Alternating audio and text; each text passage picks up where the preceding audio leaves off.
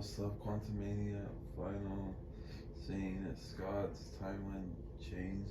See, New Rocks has to say about this. Check this out.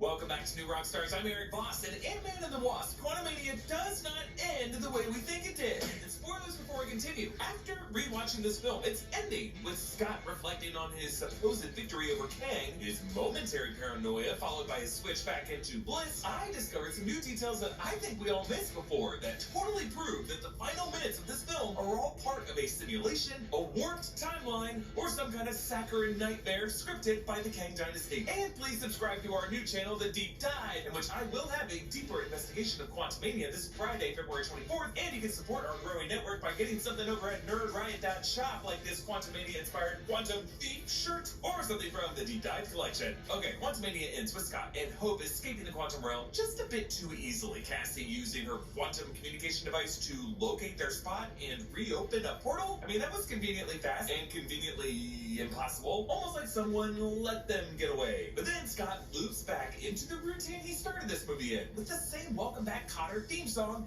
as if literally nothing has changed in his life. And like that opening montage, we hear Scott's voiceover narration. He says, "My life doesn't make sense. I used to ask myself a lot of questions about that. Scott, you just saved the quantum realm with your family and drank a guy without holes. Why does this kind of stuff keep happening to you? That doesn't make any sense." But you know what? Who said life has to make sense? Now, the weird thing about this is that in the opening sequence, Scott's voiceover was revealed to be him reading his memoir, Look Out for the Little Guy, in a bookstore. Who is he talking to now? It doesn't look like he's added an addendum to his book or anything. He's just talking to himself, or to us. Or someone has scripted all of this as his inner monologue, and he's trying to figure out what the hell he's saying. And there are some unusual ways Scott's world has inexplicably changed. The cafe owner, Ruben, now knows who he is, a bug man who can grow big and shrink small, and he charges $12 for coffee, which really throws off Scott, though you shouldn't if you live in San Francisco. You're gonna overpay for coffee everywhere. At Baskin-Robbins, Scott's former boss, Dale, says he came out of cake retirement for him, making a green cake with an anti-decoration, Happy Birthday, Cassie. Now, I get why Dale is kissing up to Scott. He began this movie awarding him the Employee of the Century, but from a public standpoint, what changed in Scott's life for Ruben to know who he is suddenly? Would the public know what happened to the quantum realm? What happens in the quantum realm stays in the quantum realm. Krylar can tell you that. Now, sure, maybe Ruben suddenly remembered organically that Scott is Ant-Man, not Spider-Man, but even Scott senses something is off in the sequence. He goes on saying, "It's been a pretty wild ride. One day you're fired from Baskin-Robbins, the next you're beating a time-traveling space king.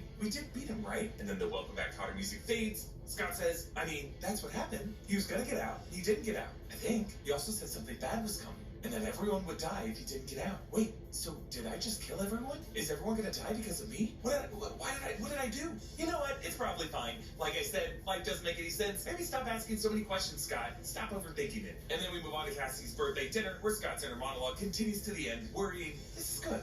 We're all together. You're fine. Everything's probably fine. Kane's gone. You did it. Never have to worry about that guy anymore." And then he takes a bite of the cake and yuck. But some visual details we should talk about. In other videos, I already pointed out the new graffiti of Ant-Man in a heart on the wall. But when was that drawn? And why was it suddenly drawn when it wasn't there before? A jogger runs past Scott. Recognizing him, Scott points back and smiles, and behind Scott, you continue to watch that guy. He does a double take, looking back and forth from Scott to the graffiti. This is the kind of graffiti that everywhere in the MCU following Endgame, you typically only see to honor Avengers who died or disappeared. Tony Stark in Far From Home, Captain America's Shield and No Way Home, Memorials to Vision and others, at Avengers Con and Ms. Marvel. But it's almost like this runner is shocked to see Scott alive. But all of these pedestrians are acting really, really weird. I am always on the go, and I'm always listening to music and podcasts, so I've always got to have a pair of Raycon everyday earbuds in.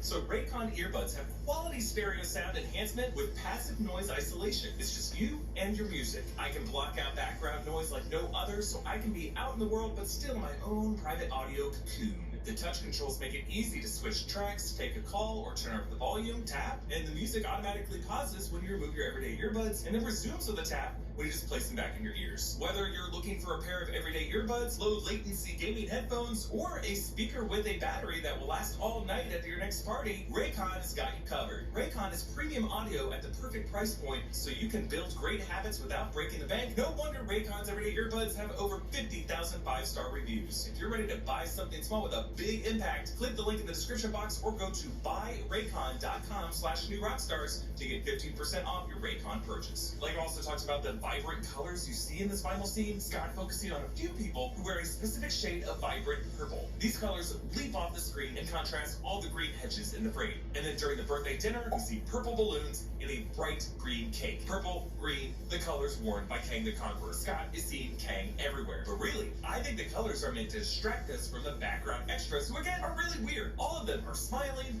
waving at Scott, like the extras in the Truman Show, as if all of them are playing a part. Like when Scott gets closer to that bright purple vest woman with the dog in the carriage, it feels like a horror show at the end of this movie. But one undeniable glitch in this matrix occurs right when Scott begins to disassociate. What triggers that moment? Well, notice he looks in the direction of this woman with the purple plaid top, but it's not her that freaks him out. It's the couple behind her. Why? Because this same couple just passed Scott a second earlier. They were just behind him on the sidewalk, and now when he looks ahead of them, he sees doppelgangers of them approaching him. He is caught in a loop. It's like the simulation scene in The Matrix when everyone Neo passes on the sidewalk are twins. And remember, this is a Scott who had just been stuck in a probability storm where all he saw were variant possibilities of himself. Now, yes, this is a somewhat common gap in films and TV shows where they have the same dozen or so extras passing the actors on a sidewalk again and again, and those extras will sometimes jump around in frame as different takes are cut together. This actually happened in Multiverse of Madness, when the same extra ran past Doctor Strange on the street as Strange was fighting Gargantos. But I think the reason it's weird here and worth talking about is that this scene deliberately calls attention to the extras. It dresses them all in bright colors, it has them all smile and wave at Scott, interact with him. The way the scene is shot and edited wants us to look at these people. We're seeing this all from Scott's point of view. Anybody editing this scene would know if background extras were jumping around. And so, I believe Scott's fear has come true in this moment. I believe he has returned not to the same timeline he left, but a new timeline that has been warped and controlled by the Kang dynasty. A dynasty that has been unleashed and militarized as a result of the exile being killed in this movie and the Avengers getting that much closer to multiversal incursions. The dynasty has now set Scott's timeline in which everything seems to be going Scott's way, but has actually trapped him in a narrative loop like Truman on a Burbank lot, like the hosts of Westworld, or like the citizens of Westview being controlled by Wanda. Scott is in a simulation, so that when his lingering paranoia begins to creep in, he just says, "No, everything seems to be fine. Maybe don't overthink it." Because Scott Lang, God bless him, is one of the most trusting and naive Marvel heroes we know. And in this reality, we are about to learn how people who look like Jonathan Majors turned up throughout history. Mayor of Timely, Wisconsin, Victor Timely, inspiration to Howard Stark and the Stark family. The CEO of Kang Enterprises, Mr. Griffin, who now occupies Avengers Tower in Manhattan. Every glitch, every plot hole in the MCU, all possible evidence of the Kang dynasty's manipulation of the timeline now that they are trying to keep the Avengers from causing any further multiversal incursions. But you know what, folks? Kangs always leave traces, footprints, their vanity reflected in the colors of the world around us. The streets populated with NPCs prone to glitching who just smile a bit too wide. Inner monologues playing in our heads with no practical audience that contradict what we actually feel. Hey, another reminder to subscribe to The Deep Dive and watch one of the great videos now live on the channel. You can follow me on Instagram and Twitter at EABoss, follow New Rockstars, and subscribe to New Rockstars for breakdowns of everything you love. Thanks for watching, bye. Subscribe, like this video, great day, and see you guys, bye.